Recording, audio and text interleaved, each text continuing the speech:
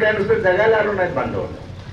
आपण देवासाठी काही काम केलं पाहिजे, देशासाठी काही काम केलं पाहिजे, लोकांसाठी काही काम केलं पाहिजे, रणल्या गांधल्यासाठी काही काम केलं पाहिजे.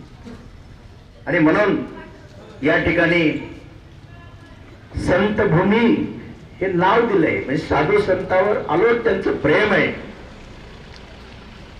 पण या ठिकाणी या निमित्ताने मी संदेश देतो. त्यांचं नाव अर्जुन आहे. ते कर्तबगार जीवन जगतात आणि सद्विचाराची गाज धरलेली आहे. महाराज मंडळीला बोलले, तात्याला बोलले, हे सगळे सज्जन, तुमच्यासारखे सज्जन बांधव या ठिकाणी आलेले.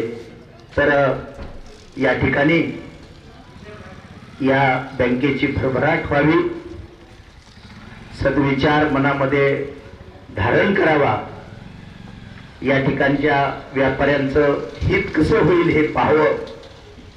आणि त्याचबरोबर जो नेहमी दुसऱ्याच्या कल्याणाचा विचार करतो त्याचं कल्याण देव करत असतो. लक्षात ठेवा. आपण नेहमी दुसऱ्याचा चांगला विचार केला तर देवाला आपल्याबद्दल चांगला विचार करावा लागतो. आणि या ठिकाणी तुमच्या बँकेला शुभेच्छा देतो नवे नवे. आणि अशाच पद्धतीने आणखीन कितीतरी शाखा, म्हणजे शेकड्याने शाखा व्हावात आणि लोकांचं कल्याण व्हावं अशी माझी अपेक्षा आहे. राऊत सर, शास्त्रामध्ये सांगितलं 3 प्रकारचं दारिद्र्य माणसाकडं. मुख्य 3 प्रकारचं दारिद्र्य सांगितलं. एक आहे गरिबी, प्रापंचिक दारिद्र्य. दुसरं आहे रोगी शरीर, शारीरिक दारिद्र्य. आणि तिसरं आहे दुखी मन, मनाचं दारिद्र्य. तिन्ही प्रकारचे दारिद्र्य आपण नष्ट केली पाहिजे. आणि या बँकेच्या माध्यमातून अशा माध्यमातून आपण आपली गरिबी हटवली पाहिजे. व्यवसायासाठी आपण कर्ज सुद्धा वेळ प्रसंगी घेतलं पाहिजे. पण एवढंच केलं पाहिजे. मी परवा बँकेच्या उद्घाटन निमित्ताने बोललो, शेतात शेतकऱ्यांनी टाकावं भरपूर खत, घरात ठेवावं एक मत, आणि बँकेत असावी पत. बँकेत पत ठेवली तुमचा व्यापार सुद्धा वाढीस लागला. आणि बँकेचे का पैसे थकले मग मात्र आपलं बरं नसते. तर सांगण्याचं तात्पर्य बँक ही आपल्यासाठी आहे. आपण जर व्यवस्थित व्यवहार जर केला तर बँक ही आपली पाठीराख आहे. पण जीवनामध्ये गरिबी हटवण्यासाठी माणसाने, तुकोबराय म्हणतात, उद्योग केला पाहिजे, कष्ट केलं पाहिजे. पोटा पुरते काम परी आगत्य तो राम. तात्या, प्रारब्ध किती बी चांगला असू द्या पहिलं, आणि आता जर तुम्ही काहीच नाही केलं, उदाहरण देतो, ताटातलं अन्न काय पोटात उड्या मारून जात नाही. जात का? पंचपक्वान्न ताट आपल्या पुढे आले आणि हातच नाही हलविले, पोट भरणार नाही. थोडा का होईना तुम्हाला उद्योगच करावा लागत. नशिबातलं मिळण्यासाठी सुद्धा प्रयत्न करावा लागल. एवढंच आहे. प्रारब्ध खूप चांगला असेल तर कमी प्रयत्न, आणि प्रारब्ध जर पहिलं काहीच नसेल तर खूप कष्ट घ्यावं लागतं. आता तात्याने सांगितलं, जोडून या धन उत्तम व्यवहारे उदास विचारी व्हायचे करी, उत्तमाची गती तो एक पावेन उत्तम भोगी जोखड. आपली गरिबी हटवण्यासाठी अशी माध्यमात याचं सहकार्य आपण घेतलं पाहिजे, कष्ट केलं पाहिजे, सद्विचाराची कास धरली पाहिजे. म्हणून प्रापंचिक दारिद्र्य नष्ट करण्यासाठी आपल्याला उद्योग करण्याची गरज आहे. दुसरं दारिद्र्य आहे शारीरिक दारिद्र्य, रोगी शरीर. हे दारिद्र्यच आहे. साधू संतांनी सांगून टाकलंय, तुम्हाला शारीरिक दारिद्र्य, तुम्हाला रोगमुक्त व्हायचं का? शास्त्र स्पष्ट सांगतंय, युक्त आहार विहार नेम इंद्रियाची सार नसावी वासर निद्रा बहुभाषण. खानपान व्यवस्थित ठेवा. आती खाणं धोक्याचं आहे, लय उपास तापास करणं धोक्याचं आहे. उचित आहार घ्या, योग्य चौरस उचित. माफी मागतो, पण चांगलं या ठिकाणी आमच्या चौसाळकर बांधवासाठी एक चांगली संधी आहे आणि या संधीचं सोनं करून आपण घेतलं पाहिजे. हो.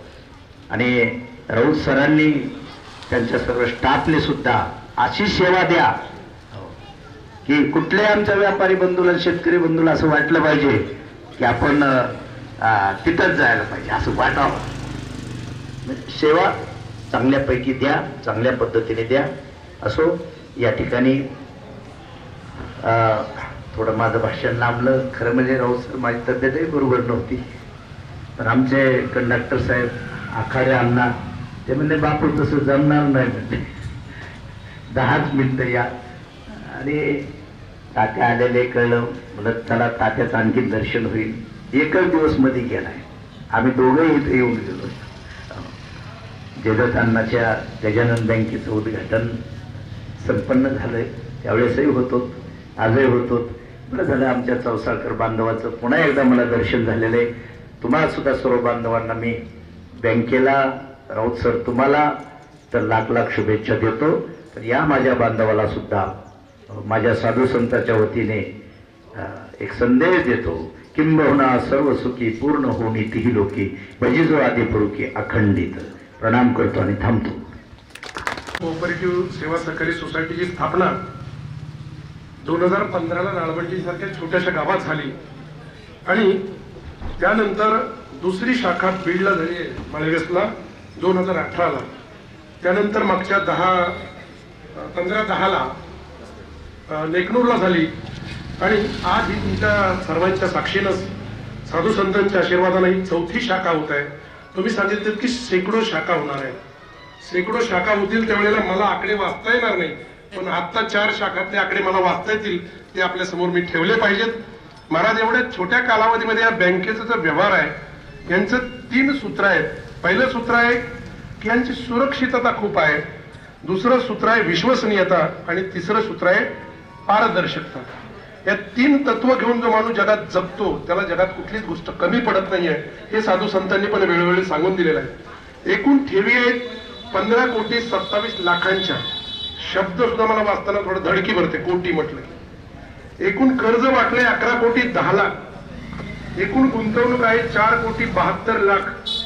नियमित सभासदांची संख्या आहे 3,255. अधिकृत भांडवल आहे 2 कोटी. आणि आपण नेहमी ऐकतो की बँकेचे लोक घरी आले, बँकेच्या लोकांनी हे उचललं, नोटीस आल्या, 101च्या कारवाई केल्या, पण यांची कर्ज थकबाकीचं प्रमाण 0% आहे. म्हणजे पारदर्शकतेचं अतिशय उत्तम असं हे उदाहरण आहे. म्हणून मी अर्जुन सरांसाठी 2 वाक्य या ठिकाणी आवर्जून म्हणेल. प्रेम मिळतं, विश्वास मिळतो, आपलेपणाची धारणा मिळते. प्रेम मिळतं, विश्वास मिळतो, आपलेपणाची धारणा मिळते.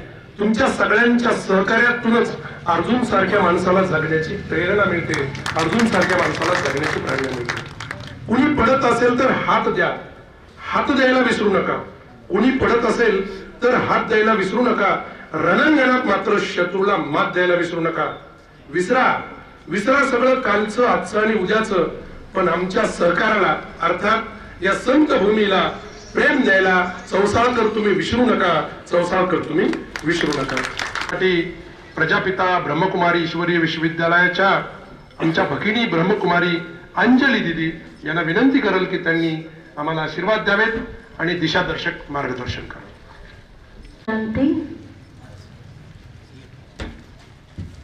ईश्वराची धन्यवाद मानते की आज हा स्वर्णिम दिवस आपण सगळे पाहत आहोत. आणि सर्वात मोठं म्हणजे व्यासपीठावरती जे संत महात्मे आलेले आहेत यांचा संघ आपणास आज मिळत आहे. तर आपण सर्वजण खूप भाग्यवान आहोत की या सर्वांचा आपल्याला आज संघ लाभलेला आहे. त्याचबरोबर आज चौसाळा गावामध्ये जी शाखा उघडण्यात आलेली आहे संत भूमी अर्बन कोऑपरेटिव्ह क्रेडिट सोसायटी, या संस्थेला माझे पुनश्च मी या संस्थेला शुभेच्छा देते की ही संस्था दिन दुगना रात चौगनी खूप पुढे जावो आणि सर्वांना याचा सहकार्य लाभो. तर एक संतांची जी शिकवण आहे आहात. खरं पाहिलं तर भारताला म्हणलं जातं भारत हा देश जो आहे संतांची भूमी आहे. इथं मोठे मोठे संत होऊन गेलेले आहेत. तरी सर्वांनी चांगली शिकवण दिलेली आहे. सर्व संत हे चांगलंच सांगतात. आपलं जीवन सुख शांतिमय बनवण्यासाठी सर्वजण आपल्याला योग्य तो मार्गदर्शन करतो, चांगली शिकवण देतो. पण आज खरं पाहताच सगळ्यांनी चांगलं सांगून सुद्धा आपल्या जीवनामध्ये सुख शांती नाहीये. आज आपल्याकडे सर्व काही आहे, धन आहे, गाडी आहे, बंगला आहे, पण मनाची शांती नाहीये. मनाची शांतीसाठी आपण मंदिरामध्ये जातो आणि त्या ईश्वराला म्हणतो की मला सुख दे, मला शांती दे. पण वास्तविक पाहता आज आपल्याकडे सर्व काही सुखसुविधा असताना देखील आपण ईश्वराकडे काय मागतो? सुख आणि शांती. तर ते सुख कशात आहे, शांती कशात आहे, हेच आपल्याला आज माहिती नाही. तर आज ही जी आमची संस्था आहे प्रजापिता ब्रह्माकुमारी ईश्वरी विश्वविद्यालय, ही संस्था एक असं कार्य करते की प्रत्येक मनुष्य आज अशांत आहे, टेन्शन मध्ये आहे. आज पैसा असणारे सुद्धा दुःखी आहेत आणि नसणारे सुद्धा दुःखी आहेत. पैसा असणाऱ्यांना कुठं ठेवावं याची चिंता आणि नसणाऱ्यांना कसं कमवावं याची चिंता आहे. म्हणजे सर्व लोक कोणत्या ना कोणत्या प्रकारच्या दुःखामध्ये आहेत. मग ईश्वर आज या धर्तीवर आपल्याला आपले जे दुःख आहे ते दूर करण्यासाठी आलाय.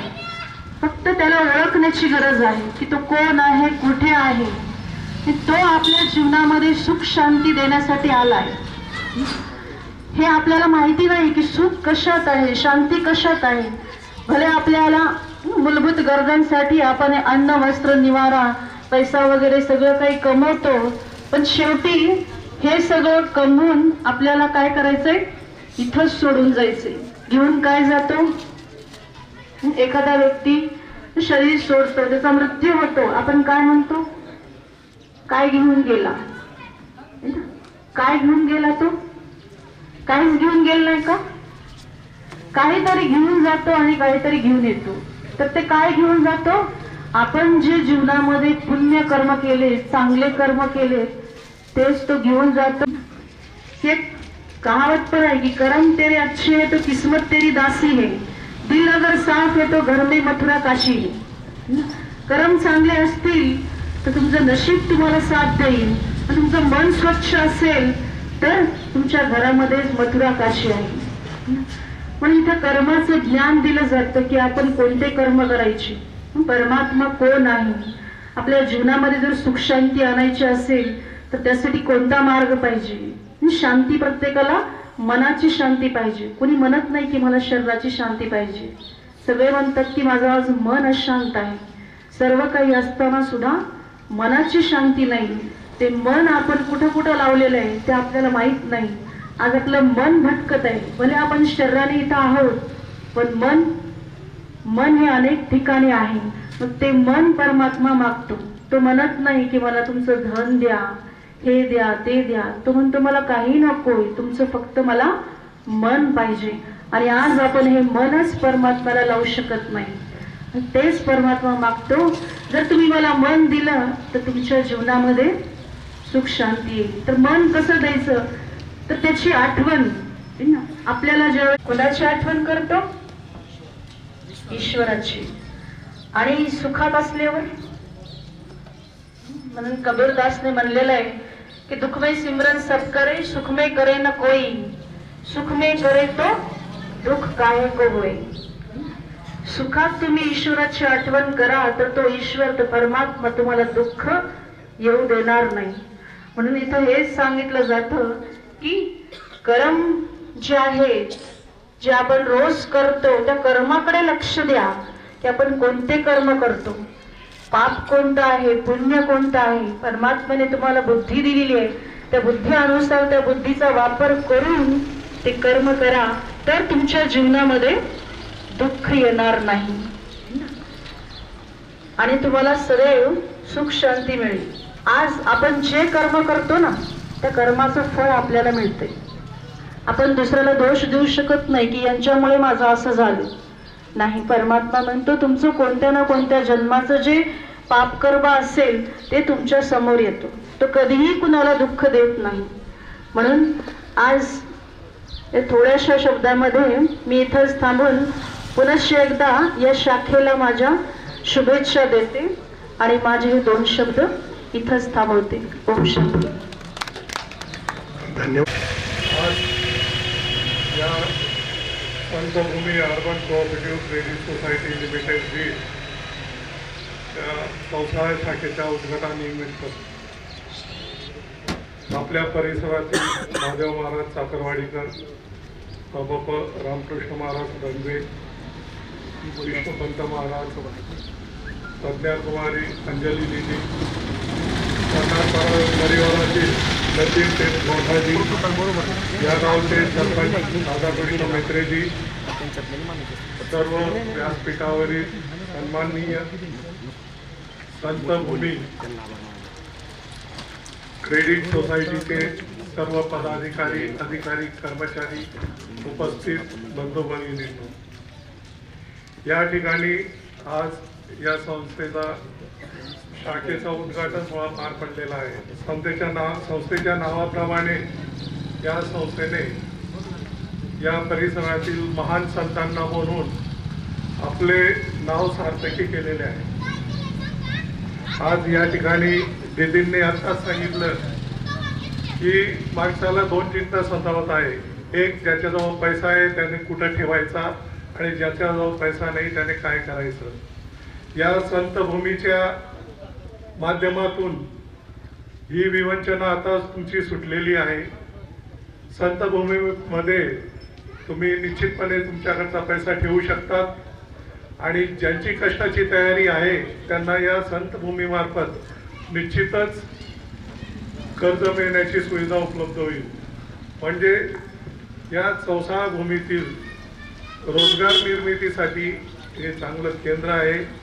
या ठिकाणी आताच महाराजांनी सांगितलं की मागच्या हप्त्यात आणखी एका बँकेच्या शाखेचं उद्घाटन झालं.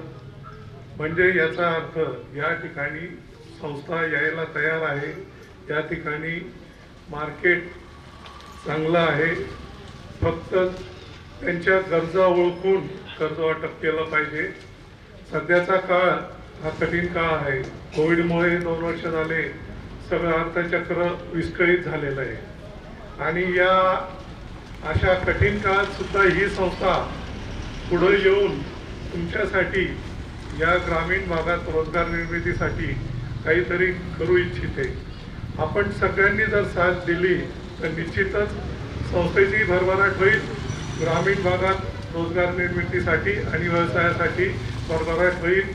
या संस्थेने मला या ठिकाणी आज बोलवलं, 2 शब्द बोलण्याची संधी दिली, त्याबद्दल मी त्यांचे आभार व्यक्त करतो आणि पुन्हा एकदा त्यांना शुभेच्छा देतो. धन्यवाद.